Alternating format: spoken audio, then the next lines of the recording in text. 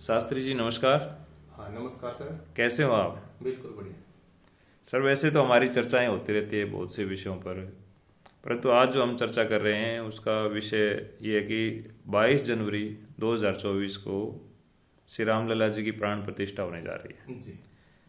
इस अवसर पर आप कैसा अनुभव कर रहे हैं? हाँ देखिए श्रीमान, मैं अनुभव की जहाँ तक बात बताऊं तो ये जो विषय है, जैसे आत्मा की संतुष्टि का विषय है, जिसको देख लेने के बाद कुछ देखना बाकी नहीं रहता, जिसको पा लेने के बाद कुछ पाना बाकी नहीं रहता, जिसको सूंघ लेने के बाद कुछ सूंघना बाकी नहीं रहता। तो ये जो विषय है ये आत्मा का विषय है, और आत्मा की संतुष्टि होने के बाद मन बुद्धि अहंकार और संपूर्ण इंद्रियां संतुष्ट हो जाती हैं। तो फिर उस संतुष्टि को, उस आनंद को शब्द के द्वारा, यद्यपि शब्द ब्रह्म है लेकिन फिर भी शब्द के द्वारा कह पाना असंभव है। जैसे जिसने पानी में डुबकी लगाई, वो डुबकी लगाए लगाए नहीं बता सकता कि अंदर कैसा आनंद है। तो ये वो आनंद है जिसमें डुबकी लगाए लगाए बता पाना असंभव है। तो अत्यंत आनंद का उत्कर्ष है और संपूर्ण जनमानस का उत्कर्ष है। इस विषय में हम आपसे एक और बात स्पष्ट करना चाहते हैं जी कि जैसे शंकराचार्य जी की, पूज्यपाद शंकराचार्य जी हमारे बड़े पूजनीय हैं, उनका एक बयान भी आया था कि अभी मंदिर अर्धनिर्मित है और जी जी अर्धनिर्मित मंदिर की प्राण प्रतिष्ठा कैसे की जाए। अच्छा, एक और दूसरी बात ये भी है, कुछ व्यक्ति इस विषय में भी संदेह जता रहे हैं, भी राजनीतिक व्यक्ति प्राण प्रतिष्ठा में भाग ले रहे हैं और प्रधानता से रह रहे हैं उसमें। तो धर्माधिष्ठित जो व्यक्ति है वो खड़े खड़े तालियां बजाएंगे और वो उनका उद्घाटन वगैरह करेंगे। तो आप इसके विषय में आप क्या कहेंगे? हाँ चलो देखिए, जहां तक बात जगत गुरु जी की है, शंकराचार्य जी की है, तो मैं तो बार बार पुनः पुनः दंडवत प्रणाम करता हूं उनके श्री चरणों में। और मैं खुद केवल शंकराचार्य परंपरा को मानने वाला नहीं बल्कि अंधभक्त हूं। और मैंने जगत गुरु आद्य भगवतपाद शंकराचार्य की स्तोत्रावली को बड़े अच्छे से पढ़ा है, उन पर काम भी किया है। लेकिन और जहां तक बात शंकराचार्य जी की है, तो देखिए उनके शब्दों पर मेरे जैसे तुच्छ बालक का कुछ बोल पाना, मैं तो उनके श्री चरणों में बैठकर अपना नतमस्तक कर सकता हूं। फिर भी जहां तक बात है कि अर्ध निर्मित मंदिर, तो चलिए शंकराचार्य जी ने कहा उस पर तो मैं कुछ टिप्पणी नहीं कर पाऊंगा। लेकिन मेरा जो मत है, मेरा मत ये है कि भगवान राम का जब आप देखेंगे कोई भी चर्चा, तो भगवान राम के जीवन में पूरा विधि विधान से कार्य हुए, लेकिन जहां जहां विधि विधान से कार्य हुए वहां कहीं ना कहीं भौतिक दृष्टि से तो मुझे उलट ही नजर आ रहा है। मुहूर्त देखकर विवाह हुआ, सीता जी, माता जी और भगवान का बीच में कितनी बार क्या क्या रहा, सर्वविदित है, सर्व जनमानस जानता है। राजा दशरथ ने यद्यपि जल्दबाजी की तिलक करने में, लेकिन फिर भी वो भी देर कर गए, और उस देरी का ही कारण बना कि कैकेयी और मंथरा घर में ही कुछ ना कुछ विद्रोह हो गया। और उसी बात से बचने के लिए जब 14 वर्ष के बाद, 14 वर्ष की सुदीर्घकालीन प्रतीक्षा के बाद भगवान जब वापिस आए, तो आचार्यों के मतानुसार, आचार्यों के कथनानुसार, नहीं तो ये भी होता था कि भगवान राम पहले कैकेयी के पास जाते, पहले उसके पास जाते, फिर राज तिलक होता, लेकिन नहीं, वशिष्ठ आदि गुरु जी के आदेशानुसार आते ही सबसे पहले राज तिलक किया गया, जिससे कोई विघ्न पैदा ना हो सके। सुदिनम तदेव ताराबलम चंद्रबलम तदेव लक्ष्मीपते तेंग्रियुगम स्मरामि इत्यादि हम श्लोक भी गाते हैं। तो देखिए, मैं प्रणाम करता हूं विद्या वयो वृद्ध पूज्य धर्माचार्यों को, केवल शंकराचार्य जी नहीं सभी को प्रणाम करता हूं। लेकिन मेरा अपना मत है कि ये तो अर्ध निर्मित क्या, निर्माण शुरू होने से पहले जो ही मौका मिला, राम काज में काहे की देरी, तुरंत प्राण प्रतिष्ठा सबसे पहले करनी चाहिए थी। हमारे यहां पर भी किसी की शादी नहीं होती तो चट मंगनी पट ब्याह सीधा कर रहे होते हैं, तो क्यों ना यहां पर भी ऐसा किया जाए। और जहां तक बात है कि धर्माचार्य राजनीतिक, तो मैं कहना चाहूंगा कि उस विषय में तो दोनों ही हमारे लिए पूजनीय हैं। राजा भी धर्म से पिता होता है, पिता ही सर्वभूतानां राजा भवति धर्मतः। और जहां तक बात धर्माचार्यों की है, तो पूज्यपाद तो है ही हमारे माता पिता गुरु, सब कुछ उनके अंदर विराजमान है। तो वो तो उन दोनों सत्ताओं को कहीं ना कहीं आपसी तालमेल के द्वारा, क्योंकि हम उनकी संतान हैं, हम राजा के भी संतान हैं और हम धर्माचार्यों के भी संतान हैं, तो हम तो दोनों का ही प्यार चाहते हैं, तो उनको आपस में इस विषय में विचार करना चाहिए। शास्त्री जी, कुछ राजनीतिक गलियारों में कुछ इस प्रकार की चर्चाएं आ रही है कि ये तो भारत सरकार के द्वारा राजनीतिक लाभ हेतु सब कुछ किया जा रहा है, इसके विषय में आप क्या कहेंगे? तो चलिए देखिए, मैं इस बारे में जरूर कहना चाहूंगा कि यद्यपि यदि किसी के द्वारा भी कहा जा रहा है तो हो सकता है उसमें कुछ ना कुछ सच्चाई हो। क्यों? क्योंकि जो व्यक्ति जैसा होगा, जाकी रही भावना जैसी प्रभु मुहूर्त देखी तिन तैसी, राजनीति वाला होगा तो हो सकता है वो राजनीतिक लाभ प्राप्त करने की प्रयास कर रहा हो, लेकिन वो तो भगवान राम है, वहां तो पुरुषार्थ चतुष्टय मिलेगा, धर्म अर्थ काम मोक्ष सब कुछ मिलेगा, जिसको जो चाहिए वो मिलेगा। तो ठीक है, राजनीति वाले यदि राजनीतिक लाभ लेना चाह रहे होंगे तो वो उनको सोचना है, जिसको कितना मूल्य उठाना है अपनी उस चीज का, भगवान तो सब कुछ देने को तैयार है। लेकिन इस अवसर पर, इस शुभ अवसर पर किसी तरह की किसी के द्वारा ना नुकर जो की जाएगी वो कहीं ना कहीं, क्योंकि ये ऐसा समय है, इतने सुदीर्घ काल के बाद हमें ये सुअवसर प्राप्त हुआ है, और इस समय में यदि किसी तरह की भगवान के प्रति, उनके स्थापना के प्रति किसी तरह की भी हल्की सी भी दुर्भावना आती है तो कहीं ना कहीं वही होगा कि उसको पछताना पड़ेगा। श्री राम जन्मभूमि तीर्थ क्षेत्र के महासचिव श्री चंपत राय जी ने एक बात कह के और संदेह उत्पन्न कर दिया है।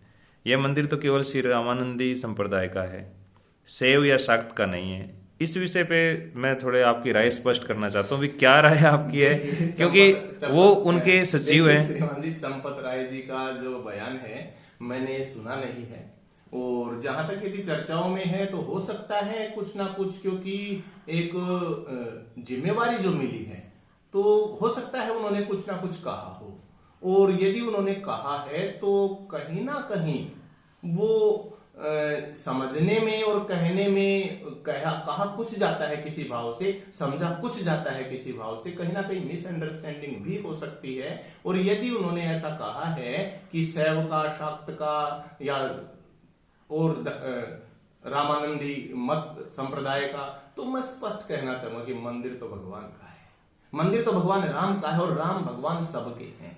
वो तो सबरी के भी हैं, वो तो गिद्ध के भी हैं, जटायु के भी हैं, वो तो दुश्मन रावण के भाई विभीषण के भी हैं, वो तो सबके हैं, वो तो जंगली भीलों के भी हैं। तो मंदिर भगवान राम का है, मंदिर आराध्य का है, मंदिर करुणामयी मां जानकी का है, मंदिर किसी शैव शाक्त का नहीं। हाँ, वो बात अलग है यदि उन्होंने ये कहा हो कि रामानंदी जो मत है, रामानंदी जो संप्रदाय है, वो सुदीर्घ काल से यहां पर पूजा पाठ कर रहा है। तो यदि उनका ऐसा मत हो कि ऐसा इस मत से यहां पर पूजा पाठ हो, तो कहीं ना कहीं हो सकता है उचित हो। और यदि उनसे कुछ गलत हुआ है तो मैं दोनों हाथ जोड़कर विनम्रतया चंपत राय जी के श्री चरणों में भी वंदन करते हुए, प्रणाम करते हुए अपना निवेदन करना चाहूंगा कि यदि किसी पक्ष को कोई आहत हुआ है उनकी बातों से, तो यथाशीघ्र जैसा भी चाहे अपना प्रतिनिधि भेजकर या पास बैठकर उनको दूर कर लेना चाहिए। क्योंकि ये जो काम है, राम काज करबे को आतुर, प्रभु चरित्र सुनबे को रसिया, राम लखन सीता मन बसिया, ये जो कार्य है बहुत बड़ा कार्य है। तो ये है इसमें। कुछ पूज्यपाद शंकराचार्यों ने इस समारोह में आने के लिए अपनी आपत्तिपूर्ण असमर्थता जताई है, तो इसके संबंध में, क्योंकि अब इस तरह के आजकल के चैनलों में इस तरह से चल रहा है। हम देखिए, एक तो असमर्थता आ पाना कोई जरूरी नहीं है। हमारे यहाँ पर भी शादी समारोह होता है तो कई बार प्रियतम से प्रियतम व्यक्ति की भी व्यस्तता हो सकती है, तो आए ऐसा तो जरूरी नहीं है। लेकिन आपत्ति जो शब्द आया है, ये कहीं ना कहीं यदि हमारे आराध्य चरणों को किसी तरह की आपत्ति है, तो जो भी आयोजक मंडल है, चाहे विहिप है, चाहे चंपत राय जी हैं, चाहे जो भी व्यवस्था है, उस व्यवस्था को कहीं ना कहीं उस आपत्ति के साथ तालमेल करके कहीं ना कहीं बीच बीच का समाधान निकालना चाहिए। क्योंकि अब भी समाधान नहीं निकाल रहे तो कब निकलेगा समाधान।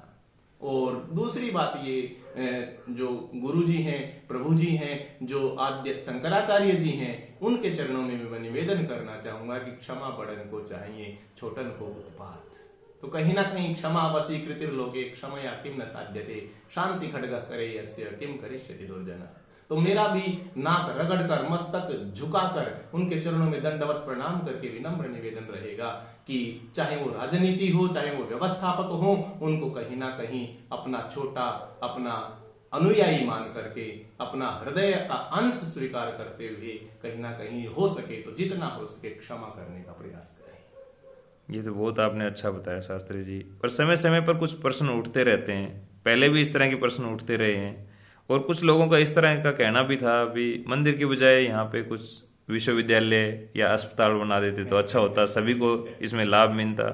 तो इस तरह से लोगों का अपनी अपनी राय है, इस पे आपकी क्या राय रहेगी? देखिए, मुंडे मुंडे मतिर भिन्ना, जिसकी जितनी मति उतना ही वो कह पाएगा। पहली बात तो कि विश्वविद्यालय और अस्पताल बनने के लिए हमारे पास जगह की कोई कमी नहीं है। दूसरी बात, जहां तक ये जो भूमि है, मैं ध्यान दिलवाना चाहूंगा भारतीय जनमानस का कि जब रावण की मृत्यु के बाद लक्ष्मण ने कहा था कि भाई लंका बहुत सुंदर है, एक बार देख तो ली जाए, लेकिन राम ने कहा था, भगवान ने कहा था, अपि स्वर्णमयी लंका न मे लक्ष्मण रोचते जननी जन्मभूमिश्च स्वर्गाद अभिगरीयसी। तो ये जन्म भूमि है और यहां पर भगवान के परमाणु विराजमान हैं। यस्मिन् देशे वसेत योगी ध्यान योग विचक्षणः स देशो भवेत् पुण्य किम पुनर्तस्य बंधु बांधवाः। अर्थात यहां पर उनके परमाणु हैं, उस स्थान पर उनके परमाणु हैं, वो पवित्र है। और जहां तक बात ज्ञान, योग और भक्ति की है, तो योग और ज्ञान दोनों के दोनों भक्ति के पुत्र हैं। और भक्ति जो है उसी से सुदृढ़ होएगी, और भक्ति सुदृढ़ होएगी तो कहीं ना कहीं ज्ञान और वैराग्य का अस्तित्व रहेगा। नहीं तो विश्वविद्यालय से ज्ञान आएगा और दूसरे अस्पताल वगैरह स्वास्थ्य से कहीं ना कहीं हमारे अंदर वैराग्य आदि भाव उत्पन्न होने की चेष्टा होएगी। यदि भक्ति नहीं होगी तो ज्ञान और वैराग्य भी शून्यता को प्राप्त हो जाएंगे। शास्त्री जी, मैं आपसे एक बात और जानना चाहता हूँ भी, ये श्री राम मंदिर जी का जो कार्य हो रहा है, इसका श्रेय आप मुख्य रूप से किसको देना चाहते हैं? देखिए श्रीमान जी, जहां तक बात श्रेय की है तो मुख्य रूप से तो सब ही मुख्य हैं। किसी एक को श्रेय दे पाना ये तो कहीं ना कहीं दूसरे के साथ नाइंसाफी होगी। संपूर्ण जनमानस, केवल भारतीय नहीं, विदेशों में भी रह रहे जो भगवान राम के अनुयायी हैं, वो सब के सब इसके लिए श्रेयस्कर हैं। लेकिन फिर भी जिन्होंने इस आंदोलन में भाग लिया, जिन्होंने इस आंदोलन में यातनाएं सही, जेल तक की यातनाएं सही, उन्होंने घन घोर कष्ट सहे, कुछ ने भगवान राम के चरणों में अपने जीवन को ही पुष्प की तरह से अर्पित कर दिया, कुछ विकलांग हो गए, वो भी कहीं ना कहीं इसके श्रेय के भागी हैं। और निश्चित रूप से जो भारत की सत्ता जो आज दंडवत हो रही है प्रभु के चरणों में, तो श्रेय तो क्या, श्रेय तो मैं भगवान श्री राम के चरणों में नतमस्तक होकर उनको ही देना चाहूंगा कि उनकी ही असीम अनुकंपा है जो हम इतने सुदीर्घ काल के प्रतीक्षा के बाद, इंतजार के बाद आज भगवान का ये उत्सव मनाने के लिए उत्साहित हैं। एक अंतिम प्रश्न मैं आपसे करना चाहता हूँ। श्री राम भगवान व उनके आदर्श मानवता के लिए किस प्रकार से मार्गदर्शन करते हैं? जी देखिए, भगवान राम जो हैं, आप देखेंगे उनके जीवन के शुरू से और अंत तक आप देखेंगे कहाँ वो, मैं परित्यक्ता शब्द प्रयोग करते हुए कहीं ना कहीं मुझे परेशानी हो रही है, लेकिन वो पत्थर नहीं थी अहिल्या, वो कहीं ना कहीं समाज के द्वारा उसको एक किनारे किया गया था। भगवान वहां पहुंचे हैं, उन्होंने कहा मां आप सही हैं, आप इतने निंदित नहीं हैं, आप जागें, उठें। उनको कहीं ना कहीं मुख्य धारा में शामिल किया है। कहां भेड़ों को कटने के डर से जो एक युवती मतंग ऋषि के आश्रम में पहुंची है, क्या सहन नहीं किया उसने? लेकिन आज मतंग ऋषि ने कहा था, बेटा मेरी कुटिया में एक दिन भगवान आएंगे, आज भगवान राम वहां पहुंचे हैं और मां के हाथों के, मां के जो चखे हुए बेर हैं उनका आनंद ले रहे हैं। कहां जाकर के लंका से पार, समुद्र के पार भी लंका में जाकर के कहा राक्षसों के राजा के भाई से प्रेम कर रहे हैं, दुश्मन के भाई से प्रेम कर रहे हैं, विभीषण से प्रेम कर रहे हैं। तो राम तो कहीं ना कहीं ऊंच नीच को, जाति पाति को, गरीब अमीर को, सारे बंधनों को तोड़ करके कहीं ना कहीं समाज के लिए वो आदर्श हैं, वो आदर्श है रामायण। आप देख रहे हैं कितने कोर्टों में भाई भाई के प्रॉपर्टी के केस चल रहे हैं, कहां देख रहे हैं रोज तलाक के केस चल रहे हैं, कहां कहां जिक्र हुआ मां जानकी का कि मैं तेरे को छोड़ के चली जाऊंगी। क्या क्या नहीं हुआ राम के जीवन में, मां जानकी के जीवन में, लेकिन कहीं तलाक का जिक्र नहीं आया। क्या देखिए, एक भाई केवल किसके लिए, अहम ही वचनात् राज्य पतेयमपि पावके भक्षयेयम विषम तीक्ष्णम पतेयमपि चारणवे। भगवान राम केवल राजा के एक वचन मात्र से राज्य को, क्या तो तिलक होना है, राज तिलक होना है, उसको त्याग करके वनवासी हो जाते हैं।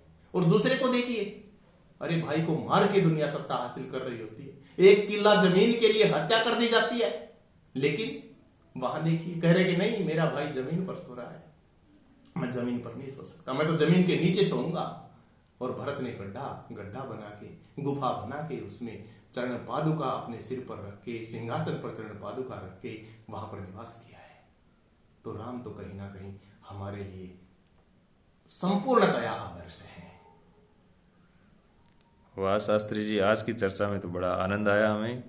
और ऐसे श्री राम लल्ला की जरूर प्राण प्रतिष्ठा होनी चाहिए, जैसे दक्षिणे लक्ष्मणो यस्य वामे च जनकात्मजा पूर्तो और मारुतिर्यस्य तम वंदे रघुनंदनम। जिसके दक्षिण भाग में लक्ष्मण खड़े हैं और वामे च जनकात्मजा, और वाम भाग में श्री माता जानकी जी, और पूर्तो और मारुतिर्यस्य, और सामने जिनके भगवान श्री हनुमान जी बैठे हुए हैं, ऐसे मैं वंदना करता हूँ ऐसे रघुनंदन की। हाँ श्रीमान जी, अवध धाम धामाधिपति अवतारण पति राम, सकल सिद्धि मां जानकी दासन पति हनुमान। रामेति रामेति रमे रामे मनोरमे सहरसा नाम तत्तुल्यम राम नाम वरानने। क्या आनंद आया है इस चर्चा का। जय श्री राम, जय सीताराम। जय सीता।